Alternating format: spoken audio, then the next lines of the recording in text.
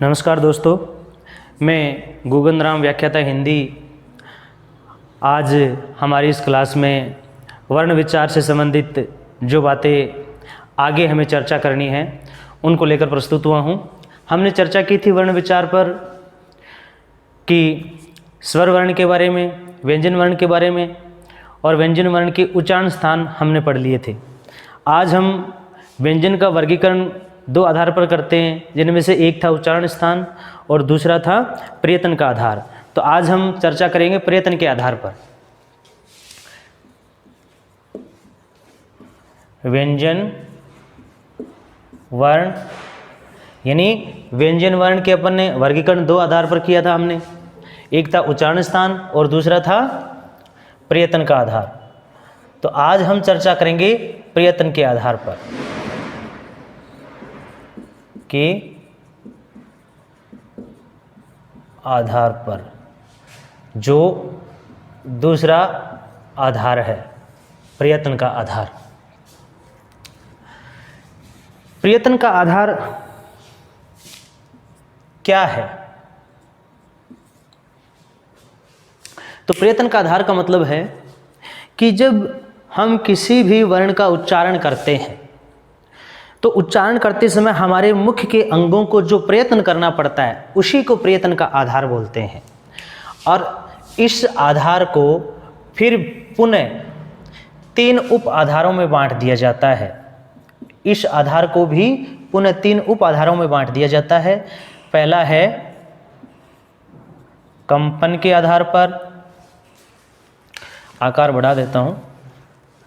पहला है कंपन के आधार पर,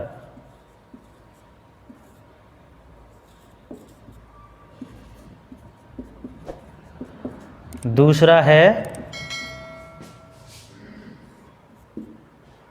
जो वो है सवास वायु के आधार पर,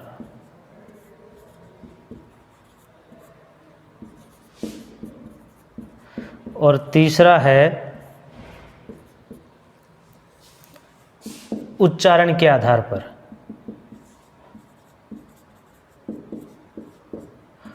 उच्चारण के आधार पर यानी प्रयत्न का जो आधार है उसको भी पुनः तीन उप आधारों में बांट दिया जाता है। कंपन के आधार पर, सवास वायु के आधार पर और उच्चारण के आधार पर। अब हम चर्चा करेंगे कि कंपन के आधार पर व्यंजन वर्ण कौन कौन से होते हैं। तो कंपन के आधार पर जो व्यंजन वर्ण हैं कि कंपन के आधार पर व्यंजन वर्ण कितने प्रकार के होते हैं। तो कंपन के आधार पर जो व्यंजन वर्ण हैं वो दो प्रकार के हैं। एक तो हैं अघोष, यहाँ से शायद दिख नहीं रहा है। एक तो हैं अघोष और दूसरे हैं घोष या सघोष।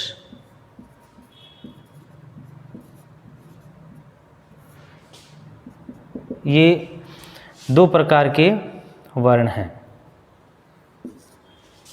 कंपन के आधार को भी दो भागों में बांट दिया जाता है, अघोष और सघोष। अघोष कौन से हैं और सघोष कौन से हैं? अघोष वो वर्ण हैं जिनका उच्चारण करने पर नाद या गूंज कम होती है। यानी अघोष वो वर्ण हैं जिनका उच्चारण करने पर नाद या गूंज कम होती है, और घोष या सघोष वर्ण वो हैं जिनका उच्चारण करने पर नाद या गूंज अधिक होती है, यानी ज़्यादा मात्रा में। अघोष का उच्चारण करने पर गूंज कम होती है और घोष का उच्चारण करने पर गूंज ज़्यादा होती है। अब हम बात करते हैं कि अघोष वर्ण कौन से हैं और सघोष वर्ण कौन से हैं। तो अघोष वर्ण जो हैं वो 13 होते हैं। अघोष वर्णों की संख्या कितनी होती है? 13। और वो 13 कौन कौन से हैं कि प्रत्येक वर्ग का मतलब जो वर्गीय व्यंजन अपन ने पढ़े थे, प्रत्येक वर्ग का स्पर्श व्यंजन में स्पर्श व्यंजन पढ़े थे हमने। वर्गीय व्यंजन कहा गया था जिनको 5 वर्ग थे, क च ट त प वर्ग। तो उसमें प्रत्येक वर्ग का पहला व दूसरा वर्ण, प्रत्येक वर्ग का पहला व दूसरा वर्ण तथा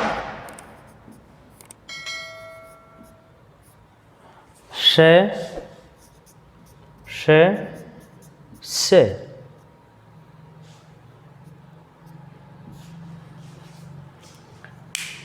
ये 13 वर्ण, यानी प्रत्येक वर्ग का पहला और दूसरा। प्रत्येक वर्ग में पहला और दूसरा ले लेंगे, जैसे क ख ग ग ग, ये जो वर्ग है इसमें क और ख को ले लिया, च वर्ग में च और छ को ले लिया, ट वर्ग में ट और ठ को ले लिया, त वर्ग में त और थ को ले लिया, प वर्ग में प और फ को ले लिया। तो इस तरह से पांचों वर्गों में कुल 10 वर्ण हो गए और 3 से ये हो गए। तो 10 और 3 कुल 13। तो ए घोष वर्ण कितने हैं? 13। फिर है स घोष। स घोष को ध्यान रखने, याद रखने के लिए सबसे अच्छी बात है कि ए घोष 13, तो स घोष में इनको उल्टा कर दो। 13 को कितना कर दो? 31 कर दो। तो स घोष कितने हैं? 31। और वो 31 कौन कौन से हैं? तो यहाँ पर प्रत्येक वर्ग का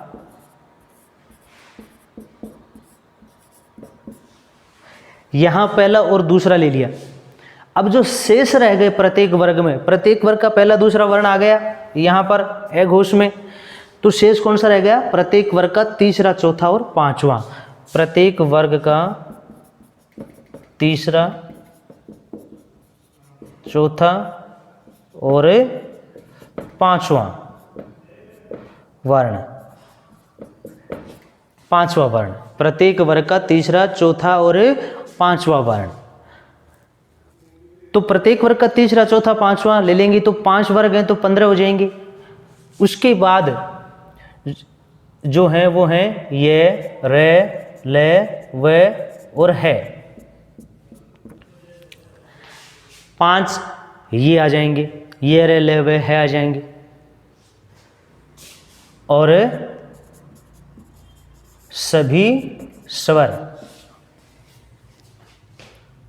इसमें सभी स्वरों को भी शामिल कर लिया जाता है। स घोष में सभी स्वर भी शामिल होते हैं।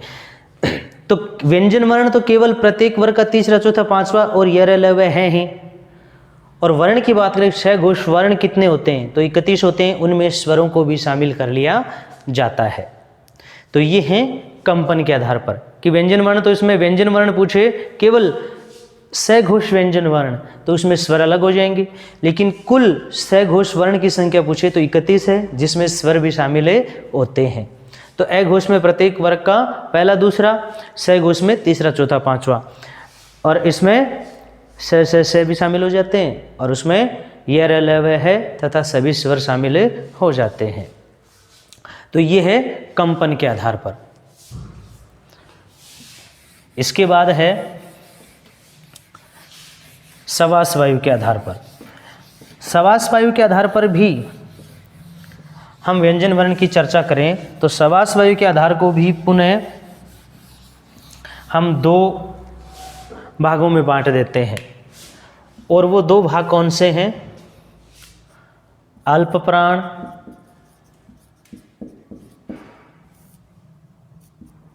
और महाप्राण। अल्प प्राण और महाप्राण। अल्प प्राण यानी नाम से देखो, अल्प यानी कम, प्राण यानी वायु, महा यानी, महा का मतलब ज्यादा, प्राण यानी वायु। जिन वर्णों के उच्चारण में या जिन व्यंजन वर्णों के उच्चारण में वायु कम मात्रा में बाहर निकलती है तो अल्प प्राण, और ज्यादा मात्रा में बाहर निकलती है तो महाप्राण। अब अल्प प्राण वर्ण कौन कौन से हैं? अल्प प्राण वर्ण जो व्यंजन वर्ण हैं वो 19 होते हैं, और महाप्राण व्यंजन वर्ण 14 होते हैं, संख्या अगर पूछी जाए तो। लेकिन जो स्वर हैं वो सघोष में भी शामिल होते हैं और अल्प प्राण में भी शामिल होते हैं। लेकिन जब दोनों प्रश्न एक साथ आ जाएं कि स्वरों को शामिल किया जाता है और विकल्प में सघोष और अल्प प्राण दोनों दिए हुए हों, तो फिर हमें सघोष को सही उत्तर करना है, यानी अल्प प्राण को नहीं करना है। अगर दोनों में से एक एक विकल्प ही हो तो जो विकल्प में होगा उसी को सही मान लिया जाएगा। लेकिन दोनों एक साथ होने पर हमें सघोष को सही करना है, क्योंकि अल्प प्राण में व्यंजन वर्णों की संख्या जो होती है वो 19 होती है। और ये अल्प प्राण में कौन कौन से व्यंजन वर्ण होते हैं वो हैं, देखो प्रत्येक वर्ग से मतलब आप समझ गए, प्रत्येक वर्ग यानी जो स्पर्श व्यंजन है उनको वर्गीय व्यंजन कहा गया है। और कै चे टे ते पे, ये जो 5 वर्ग हैं इनमें से ही इनकी ही बात कर रहे हैं हम। तो प्रत्येक वर्ग का विषम संख्या वाला वर्ण 1, 3 और 5, पहला, तीसरा और 5वां। जैसे कै वर्ग है, कै वर्ग में कै को ले लिया। जैसे कै वर्ग है कै, खे, गे, घे और अंगे, इसमें कै को ले लिया, गे को ले लिया और अंगे को ले लिया। इस तरह से प्रत्येक वर्ग का पहला, तीसरा और 5वां वर्ण हमें लेना है। और अघोष सघोष में हम क्या कर रहे थे, अघोष में पहले और दूसरे को ले रहे थे और सघोष में बाकी 3 को ले रहे थे। लेकिन अल्प प्राण और महाप्राण में क्या है, अल्प प्राण में 1, 3, 5 और महाप्राण में दूसरा और चौथा शामिल कर लिया जाएगा। तो इस तरह से प्रत्येक वर्ग का पहला, तीसरा और 5वां तथा ये, रे, ले, व अंतस्थ व्यंजन, अंतस्थ व्यंजन भी इसमें से आ जाएंगे। प्रत्येक वर्ग का तीसरा, चौथा, 5वां और 15 और 4 क्या हो गए, 19। तो अल्प प्राण व्यंजन जो हैं वो 19 होते हैं। और कौन कौन से होते हैं, प्रत्येक वर्ग का पहला, तीसरा, 5वां तथा अंतस्थ व्यंजन यानी ये, रे, ले, व। महाप्राण में अब जो शेष रह गए, और शेष कौन से रह गए, प्रत्येक वर्ग का दूसरा, प्रत्येक वर्ग का दूसरा व चौथा वर्ण। जैसे अपन ने कै वर्ग में कै, गै, अंगे ले लिया था, लेकिन ख और घ को छोड़ा था, वो दूसरा और चौथा वो महाप्राण में आ जाएगा। प्रत्येक वर्ग का दूसरा और चौथा वर्ण तथा ऊष्म व्यंजन श,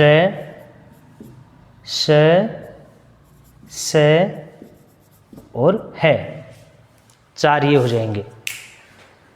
तो प्रत्येक वर्ग का दूसरा, चौथा वर्ण स है, 4 यानी 14। प्रत्येक वर्ग का दूसरा, चौथा 2, 2, 5 वर्ग में 2, 2 ही आ जाएंगे, 10 और 4 14। तो महाप्राण की संख्या कितनी होती है, 14। तो इस तरह से समास प्रयोग के आधार पर व्यंजन वर्ण 2, अल्प प्राण और महाप्राण, अल्प प्राण 19 और महाप्राण 14। अब हम बात करते हैं उच्चारण के आधार पर।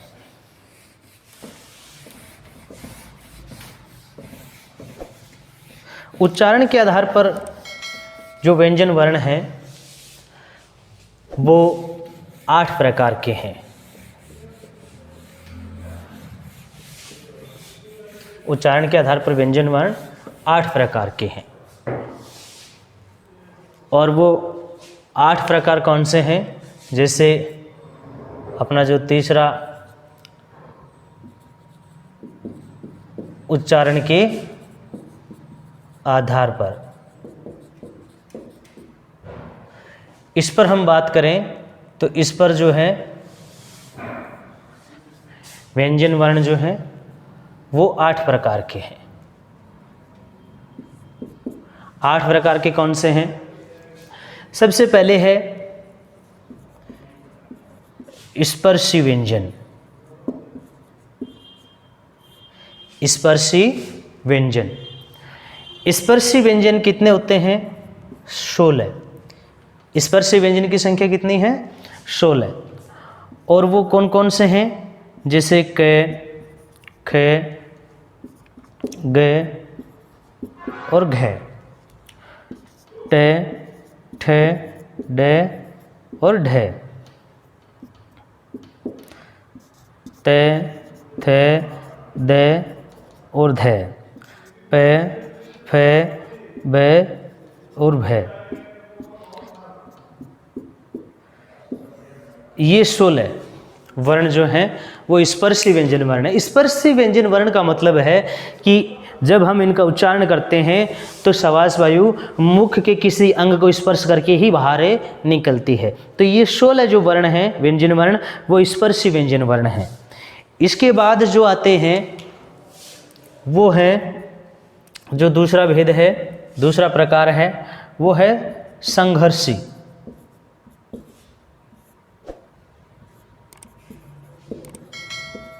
संघर्षी व्यंजन। संघर्षी व्यंजन जो है वो हैं श, श, श, है। ये 4 है। इनको संघर्षी व्यंजन क्यों बोलते हैं? क्योंकि हमारे जो वाक अवयव हैं वो इनके उच्चारण करते समय इतने नज़दीक आ जाते हैं कि श्वास मार्ग जो है वो लगभग अवरुद्ध सा हो जाता है और वायु जो है उनके बीच से घर्षण करते हुए निकलती है। तो वो है संघर्षी व्यंजन, यानी वो संघर्ष करके बाहर निकलते हैं। तो ये इनकी संख्या है 4। इसके बाद है स्पर्श संघर्षी, यानी स्पर्श संघर्षी। तीसरे जो हैं वह है स्पर्श संघर्षी, और वो भी 4 हैं। और वो 4 कौन से हैं? जो स्पर्श में नहीं आए, जैसे च, छ, ज और झ। ये 4 वर्ण स्पर्श संघर्षी हैं, यानी इनके उच्चारण में जीवा उच्चारण स्थानों को स्पर्श तो करती है, लेकिन स्पर्श करने के बाद वायु घर्षण करती है। स्पर्श करने के साथ साथ वायु बाहर निकलने में घर्षण करती है, संघर्ष करती है, इसलिए इनको स्पर्श संघर्षी कहा जाता है। स्पर्श संघर्षी के बाद अगले जो वर्ण हैं वो हैं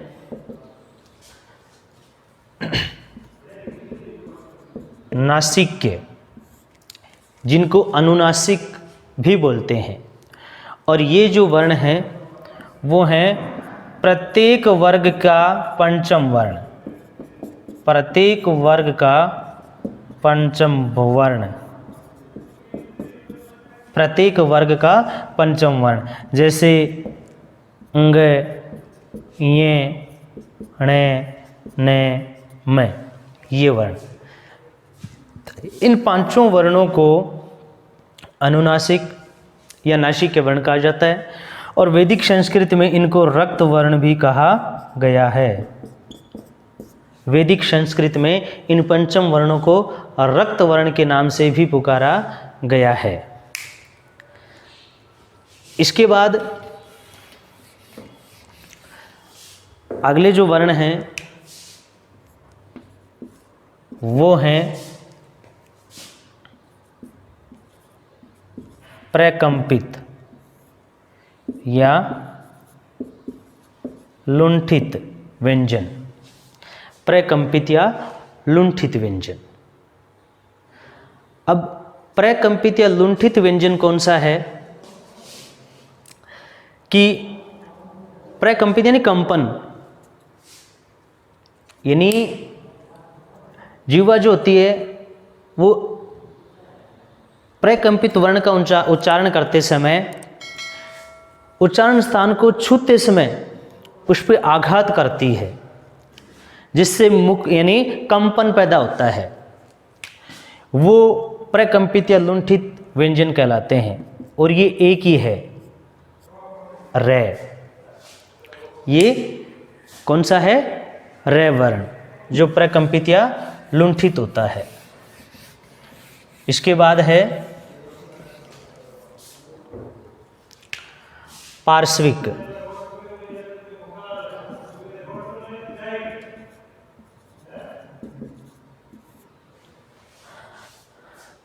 यानी ये जो वर्ण है वो है ले।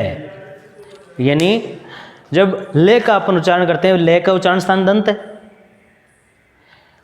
और जैसे रे का उच्चारण स्थान है ऋतु रषाणाम मूर्धा, यानी मूर्धा था। और जब जीवा मूर्धा को स्पर्श करती है तो मूर्धा को स्पर्श करते समय रे का जब उच्चारण होता है तो जीवा उस पर आघात करती है और इससे कंपन पैदा होता है मुख में, तो वो रे है। पार्श्विक में क्या होता है कि जीवा जब दंत को स्पर्श करती है तो वायु अगल बगल से बाहर निकल जाती है, पास से बाहर निकल जाती है, वो है ले। उसके बाद है जो अगला वर्ण व्यंजन वर्ण उच्चारण के आधार पर, वो है उत्क्षिप्त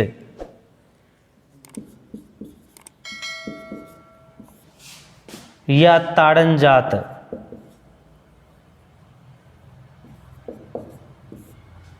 या द्विगुणित भी बोलते हैं। उत्क्षिप्त या ताड़नजात या द्विगुणित,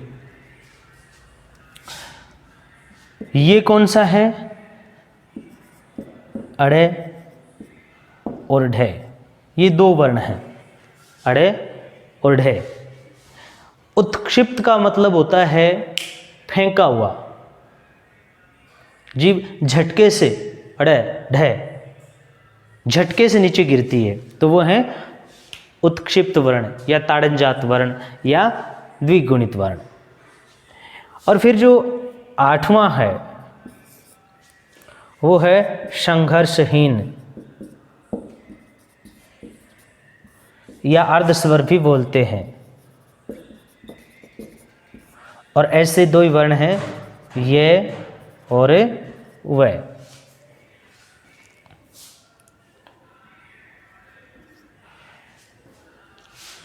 तो ये है उच्चारण के आधार पर, यानी प्रयत्न का आधार, और प्रयत्न को आधार को पुनः तीन आधारों में कंपन, समास और उच्चारण।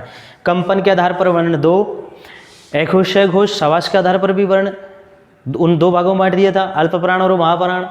और उच्चारण के आधार को हमने 8 भागों में बांट दिया। तो इस तरह से ये प्रयत्न का आधार हो गया। अब हम आगे देखते हैं कि वर्ण से संबंधित कुछ अन्य जानकारी और वर्णों की संख्या। कुछ वर्ण और आते हैं जिनके मैं यहाँ पर नाम लिखता हूँ, जैसे स्पृष्ट वर्ण, ईषत् स्पृष्ट वर्ण,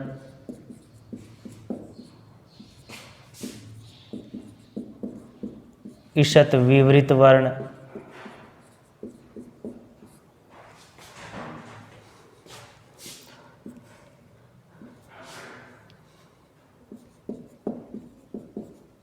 सवार या नाद वर्ण,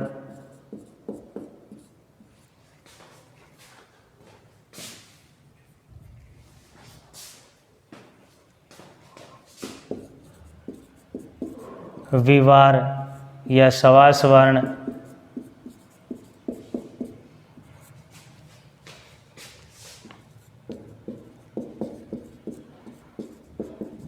अयोगवाही वर्ण,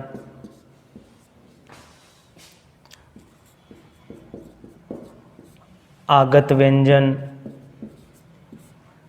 इनको गृहीत भी बोलते हैं।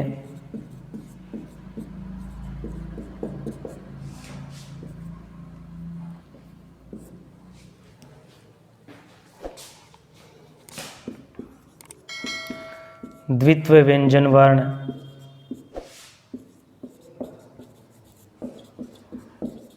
संयुक्ताक्षर,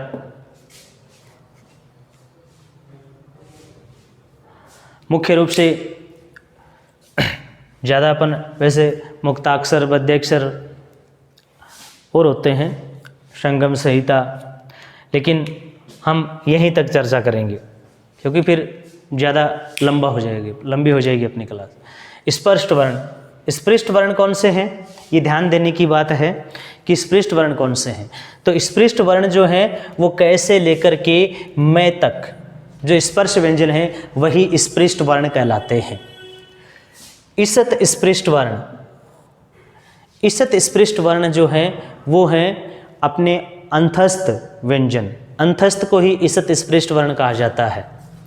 ईशत विवृत, ऊष्म व्यंजन को ही ईशत विवृत वर्ण कहा जाता है। संवार या नाद वर्ण, ये हैं घोष वर्ण, घोष वर्णों को कहा जाता है। विवार या सवास वर्ण अघोष वर्णों को कहा जाता है। अयोगवाही वर्ण, अयोगवाही का मतलब है जिनका योग, अयोग, ए का मतलब नहीं, योग यानी शामिल, जिनको कहीं भी शामिल नहीं किया जाता, ना तो स्वर में शामिल किया जाता है और ना ही व्यंजन में, वो अयोगवाही हैं। और ये दो हैं, अनुस्वार और विसर्ग, ये दो वर्ण हैं जिनको अयोगवाही वर्ण बोलते हैं। आगत व्यंजन, आगत व्यंजन या ग्रहित व्यंजन जो हैं वो अपनी हिंदी के मूल व्यंजन नहीं है, मूल वर्ण नहीं है। यहाँ 5 वर्ण मुख्य रूप से बताए जाते हैं, क, ख, ग, ज और फ, जिनके नीचे नुक्ता लगा होता है, इनको आगत व्यंजन कहा जाता है। लेकिन अपने NCERT की बुक्स में जो बताया गया है वो ये है ओ, ज और फ, ओ, ग, ज, फ, तो ये बताए गए हैं। तो यहाँ पर क, ख, ग, ज, फ, ये भी कई बार ज़्यादातर बुक में ये संख्या दी हुई होती है, लेकिन NCERT ने ये दे रखी है ग्रहित स्वर के नाम से। इसके बाद है द्वित्व व्यंजन। द्वित्व व्यंजन क्या होता है? द्वित्व व्यंजन का मतलब होता है जैसे एक किसी शब्द में, यानी जैसे अपन यहाँ नाम लिखते हैं सच्चा,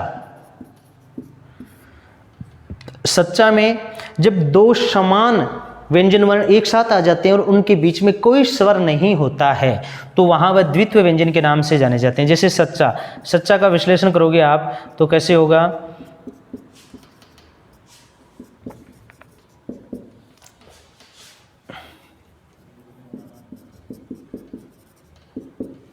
इस तरह से श ए, फिर च हलंत, क्योंकि ये पहले से याद है, फिर च और फिर आ। अब यहाँ पर देखो, आपने विश्लेषण किया तो यहाँ दोनों च यानी समान व्यंजन वर्ण एक साथ आ रहे हैं और उनके बीच में कोई स्वर नहीं है, तो यहाँ जो है ये द्वित्व व्यंजन है। सच्चा, कच्चा, पक्का, यहाँ पर जो समान व्यंजन वर्ण आ रहे हैं और जिनके बीच में कोई स्वर नहीं होता है तो वहाँ वह द्वित्व व्यंजन वर्ण होता है। संयुक्ताक्षर, संयुक्ताक्षर में क्या है कि दो असमान व्यंजन वर्ण जब एक साथ आते हैं और उनके बीच में कोई, यहाँ तो समान है कि समान व्यंजन वर्ण साथ आए और कोई बीच में स्वर ना हो तो द्वित्व व्यंजन, और जब दो असमान व्यंजन वर्ण एक साथ आए और उनके बीच में कोई स्वर ना हो तो वहाँ वो संयुक्ताक्षर के नाम से जाने जाते हैं।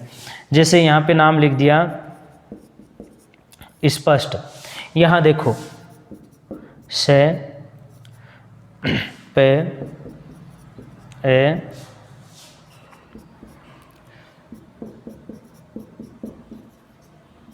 ये स में कोई स्वर नहीं है तो सीधा प के साथ फिर स्वर है, लेकिन वो आगे है, यहाँ नहीं है इनके बीच में, और यहाँ भी देखो यहाँ भी नहीं है, तो यहाँ इनको ये और ये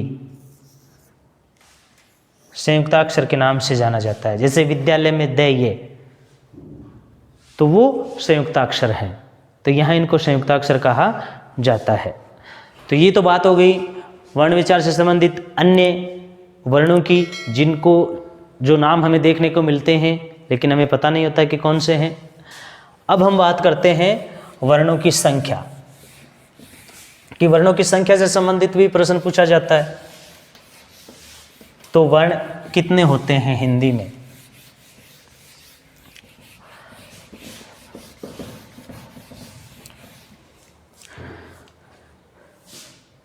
तो वर्णमाला में वर्णों की संख्या, हिंदी वर्णमाला में, हिंदी वर्णमाला में, तो हिंदी वर्णमाला में स्वर कितने होते हैं? 11। व्यंजन कितने होते हैं? व्यंजन ध्वनियाँ 33। तो मूल रूप से वर्ण पूछें कि मूल वर्ण कितने होते हैं, तो कितने हो गए?